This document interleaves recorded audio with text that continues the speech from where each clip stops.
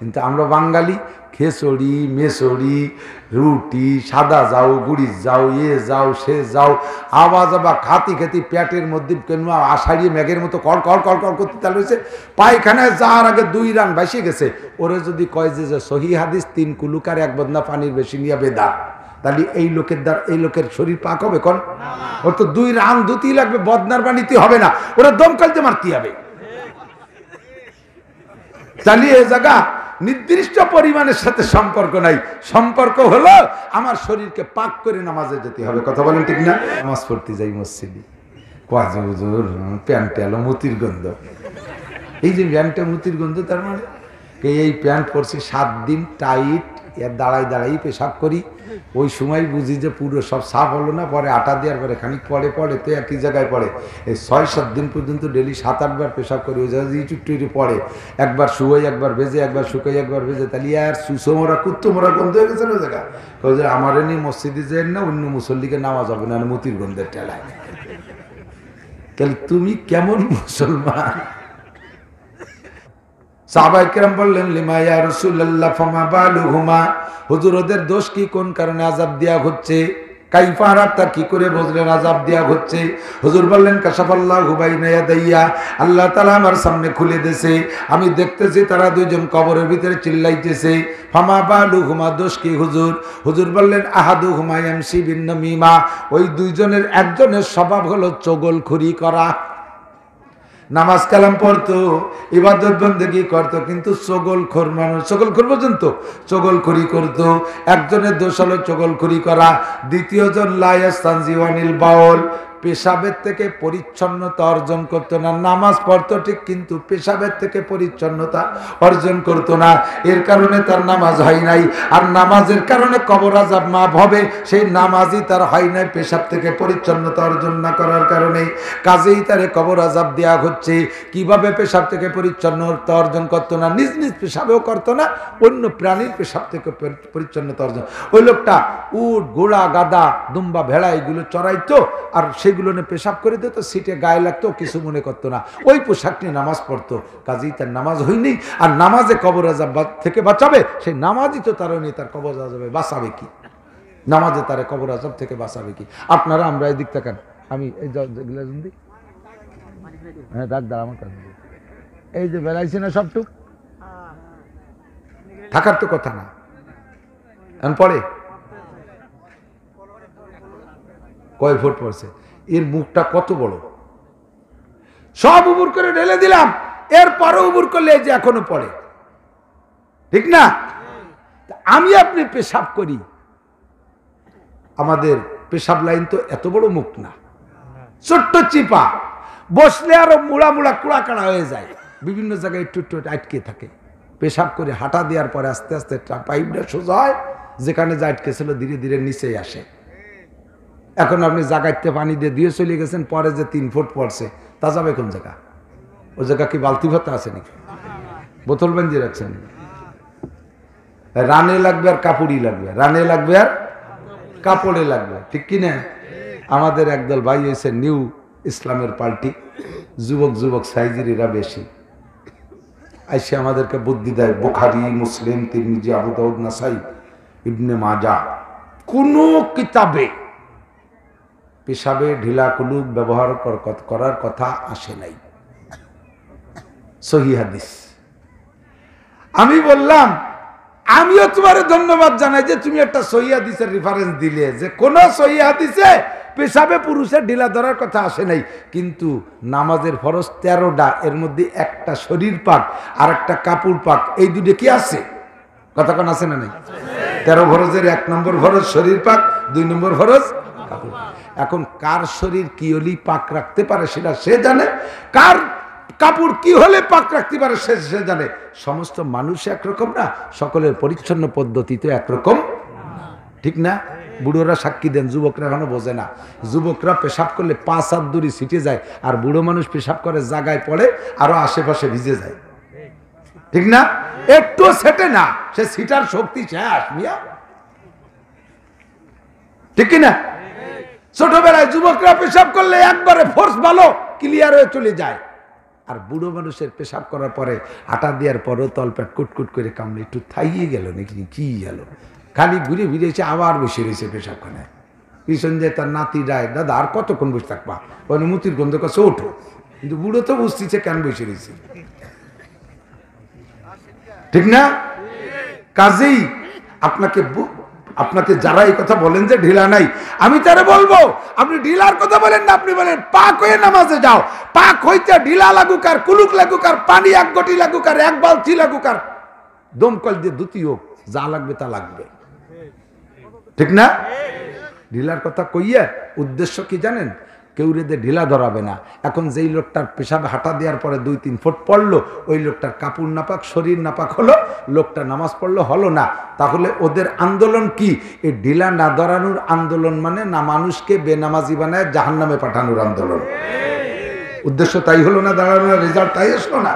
তাহলে এই দলের নাম কি আহলে হাদিস না আহলে জাহান্নাম? মানুষকে জাহান্নামে পাঠানোর একটা পদ্ধতি। নবী পাক হাদিসে আসছে, নবী পাক সাল্লাল্লাহু আলাইহি ওয়াসাল্লাম বাথরুমে গেছেন, 3টে ঢিলা নিয়ে গেছেন। প্রচুর হাদিসে আছে, সহিহ হাদিস, হুজুর 3টে ঢিলা নিয়ে গেছেন। আর এক বদনা 1 ঘটি পানি নিয়ে গেছেন, 1 লোটা পানি নিয়েছেন। নবী পাকের 3 ঢিলার 1 বদনা পানিতে হয়ে গেছে।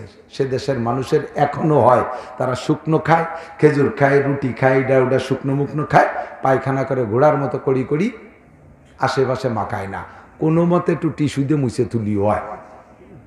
আর পানি ব্যবহার করলে আরও তাকওয়া হলো।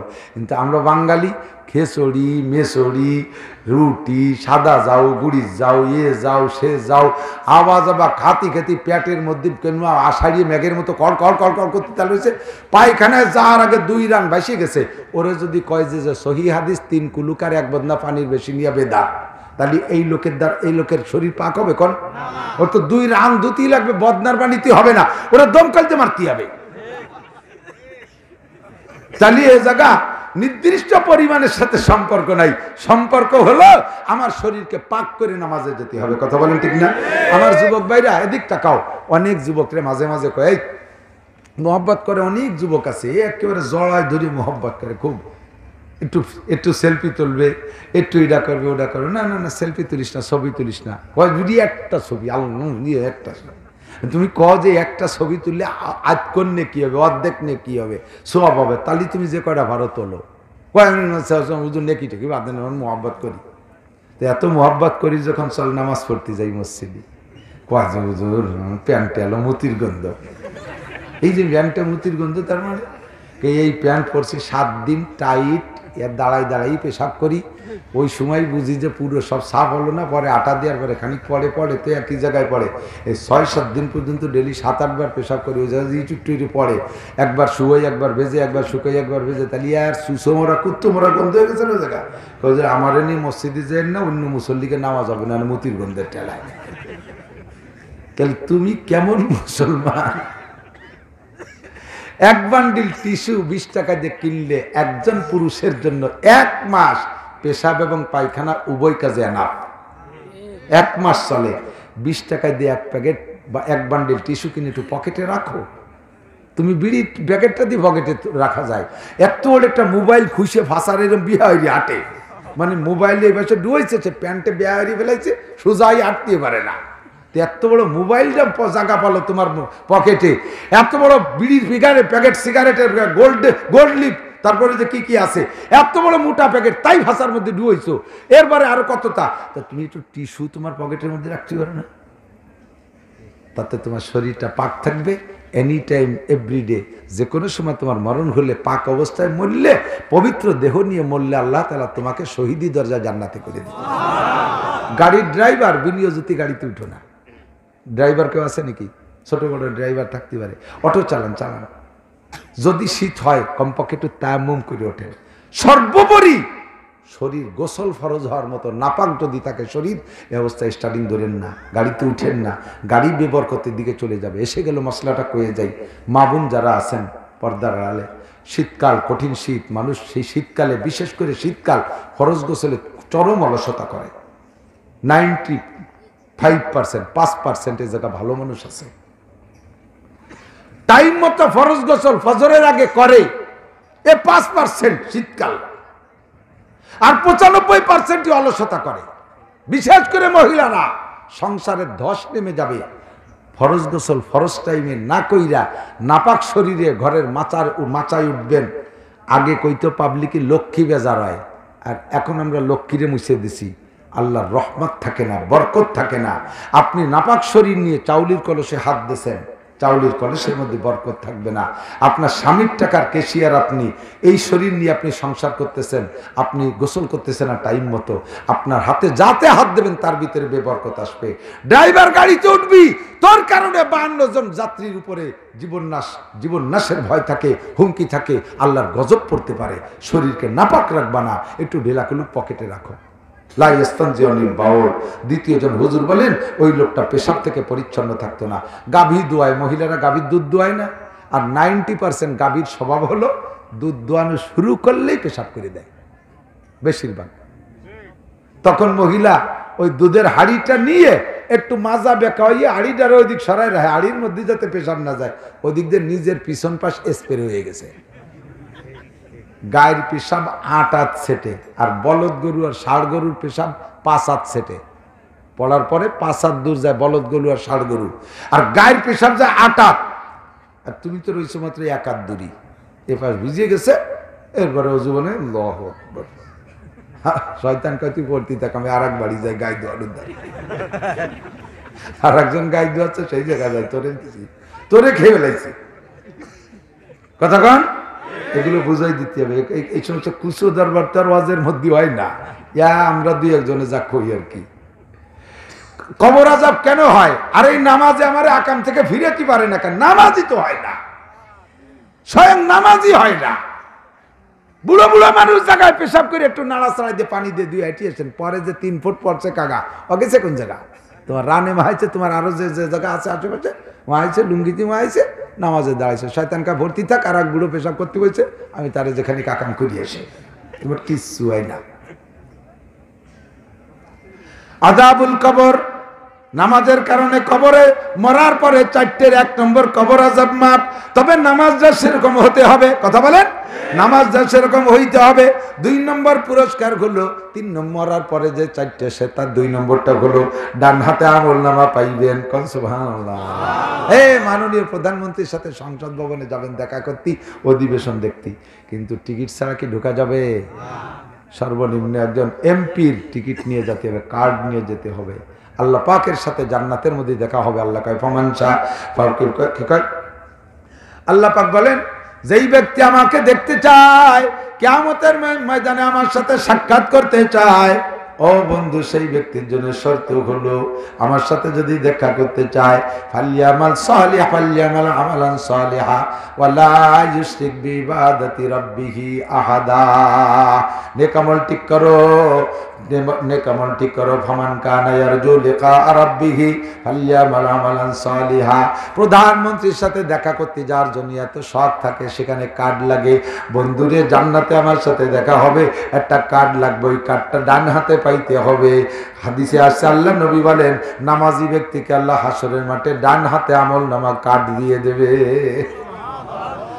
3 নম্বর পুরস্কার, ইয়ামুরু আলা সিরাতিকাল বারক। আমার যুবকরা, বহুবার শুনেছি জজ, বেখেয়াল করিস না, আমার দিক লক্ষ্য কর। 3 নম্বর পুরস্কার হলো ডান হাতে আমলনামার পরে বিদ্যুৎ গতিতে পুল সিরাত পার। একটু পদ্মা সেতু পাইছি, তাই কি খুশি কন্দি? পদ্মা সেতু পাইছি, খুশি আর নেই আপনারা? আমরা তো বিশাল খুশি হয়েছি, আমরা বক্তারা খুশি সবচেয়ে বেশি। 12-13 ঘন্টা নদীর উপর ঘাটে বসে রয়েছি, কুয়াশার মধ্যে। পকেটে টাকা আছে, 1 লক্ষ টাকা। মনে করছি যে 2 সময় এমন লাগতো, যদি কেউ কইতো যদি 1 লক্ষ টাকা দিলে পার হয়ে দেবো, তাও দিয়ে চলে আসতাম। ঠান্ডায়, কুয়াশায় হাসি দিতে দিতে, কাশতে বুক ব্যথা হয়ে গেছে, বসে থাকতে থাকতে গ্যাস হয়ে গেছে, পেশাব পায়খানা বন্ধ হয়ে গেছে। আল্লাহ তাআলা আসান করে দিয়েছে, একটু পদ্মা সেতু পাইছি, তাই কি খুশি। ঢাকা না গেলে কি হয়েছে? যদি না যায় তাতে অসুবিধা নেই, পদ্মা সেতু ছাড়াও যাওয়া যায়। বরিশাল যে বিমানে চলে গেলে একবার উড়ে চলে যাওয়া যায়, তাই পদ্মা সেতু পেয়ে খুশি হয়েছে। আর পুলসিরাত পার না হলে জান্নাতে যেতে পারবেন না। পুলসিরাতের এপাশে কোনো জান্নাত নাই, পুলসিরাত পার হওয়ার পরেই 8টা জান্নাত। আর তা পার না হয়ে যাইতেই পারবেন না জান্নাতে। এখন ওটা আবার 30,000 বছরের পথ, উঠতে 10, সমতলে 10, নামতে 10, 3 × 10 = 30,000 বছরের পথ। পুলসিরাত দেখে ভয়তে চক্ষু বন্ধ করে, উড়ি কপাল, কিভাবে যাব আল্লাহ, এটা ধরার বাসও নাই, এদিকে কি শিখুন, দালাল দিকে জীবনী যাব, ভয়তে চোখ বন্ধ করে। পরে চোখ খুলে দেখবেন যে যাইতে তো হবেই, দেই যাই, কিভাবে যাই। চোখ খুলে দেখবেন যে আপনি ওই পাশে চলে গেছেন, কখন তা জানেন না, কোন ফাঁকে চলে গেছেন টেরও পান নেই। আল্লাহ কোন পাশে, আমি তুই তো বলতে পারে ধারে চলিয়েছে, কখন আসলাম, কিভাবে আসলাম, নামাজে ধাক্কায় নিয়েছে।